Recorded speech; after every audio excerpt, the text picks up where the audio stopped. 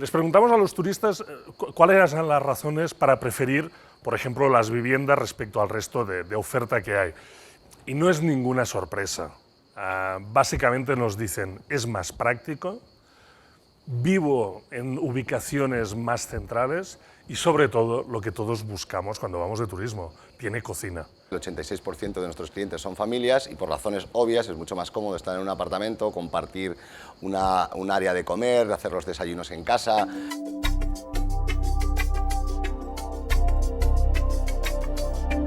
Cuando nos preguntamos por qué alguien pone su vivienda para turistas, la razón principal es la que vemos en toda esta tendencia mundial de compartir cosas entre ciudadanos, un ingreso económico adicional. El 92% de los propietarios de viviendas de uso turístico dice que añade mucho a la economía de su familia y le permite pagar la hipoteca de su casa. Es decir, por un lado hay entre 10 y 20.000 familias que están poniendo una o dos viviendas en alquiler y que eso lo que les genera es o un ingreso adicional o simplemente poder llegar a pagarla. Y al haber este parque de viviendas, lo que vemos es que se genera una demanda adicional que cada vez va llenando más este mercado. Este informe que hemos hecho sobre vivienda para turistas básicamente nos viene a decir dos cosas. Una, que gran parte de este turismo vienen porque existe este formato. Digamos que el 30% de este turismo que busca viviendas de alquiler, si no hubiera este formato, no vendrían y por lo tanto podríamos decir que es un turismo en toda Europa adicional al turismo que había. Sí, el 14% de los turistas que vienen a España hoy en día se alojan en una vivienda de uso turístico, es un número excepcional. Sabemos que este número se incrementará el año que viene, no sabemos exactamente en qué porcentaje, lo que sí sabemos es que a nivel mundial la demanda de este producto alojativo está creciendo y que la gente que lo usa repite. Y crece sobre todo porque hay mucha boca-oreja. El 90% de estos turistas acaban satisfechos y te dicen que recomendarán este tipo de viviendas en su entorno. Y la segunda gran conclusión para nosotros es lo que hemos valorado como impacto económico y social. Es decir, hay un impacto en dinero, pero hay un impacto en permeabilidad en los barrios donde están estas viviendas y una exposición de todos los comercios de esa zona a los ingresos que este turismo genera. En el estudio medimos el impacto económico que había tenido este turismo. Y como sabéis, hicimos el estudio en 6 grandes ciudades españolas, que prácticamente es el 50% del turismo nacional. Al medir el impacto económico, vemos que estamos hablando en toda España de que el alojamiento que se genera está entre los 2.000 2.200 millones de euros. No, nosotros creemos que es una cifra realmente considerable porque no estamos hablando de toda España, estamos hablando simplemente de 6 ciudades, 6 destinos importantes de España.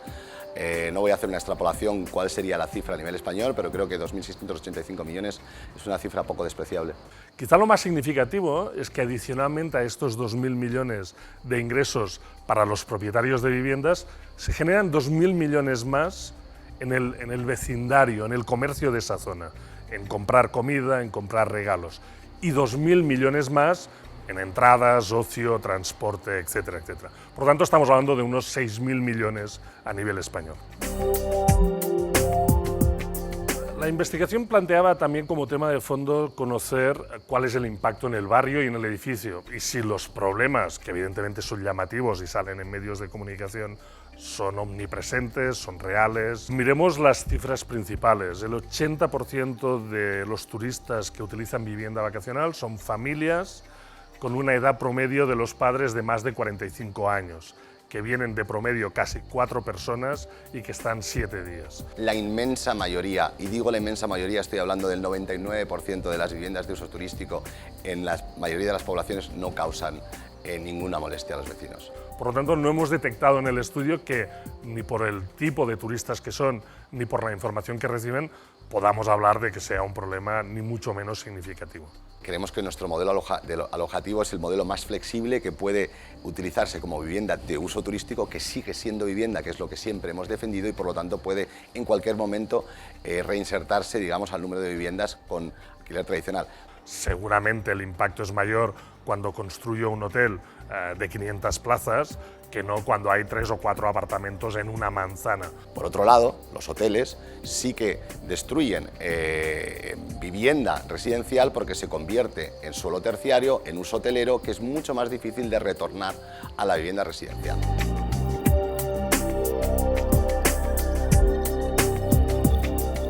La situación regulatoria de este sector es uno de los temas a solventar, sin ninguna duda.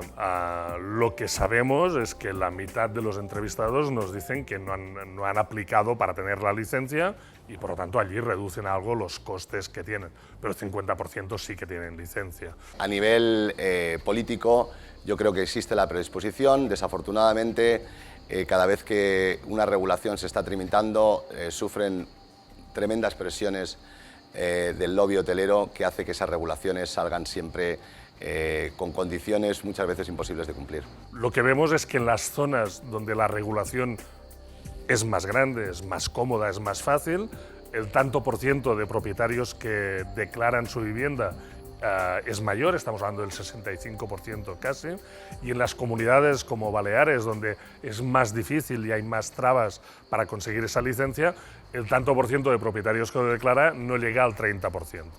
Yo creo que tanto los gobernantes como la industria hotelera entenderá que esta industria está aquí para quedarse, que es verdad que tenemos que crear normativas que se cumplan, que hay que pagar los impuestos, por supuesto. Estamos hablando una vez más de que toda en esta área de lo que llamamos consumo colaborativo son particulares que ofrecen servicios a particulares, que lo están haciendo porque no hay regulación, sin un marco regulatorio y sin un pago de contribuciones específicas, seguro que en muchos casos, pero no estamos hablando en general de empresas compitiendo contra empresas. Sabemos que hay una demanda que seguramente solo quiere este tipo de vivienda para turismo y que si se lo ponemos fácil vendrán. Y si no se lo ponemos fácil, o lo harán en una economía semisumergida o irán a otros países.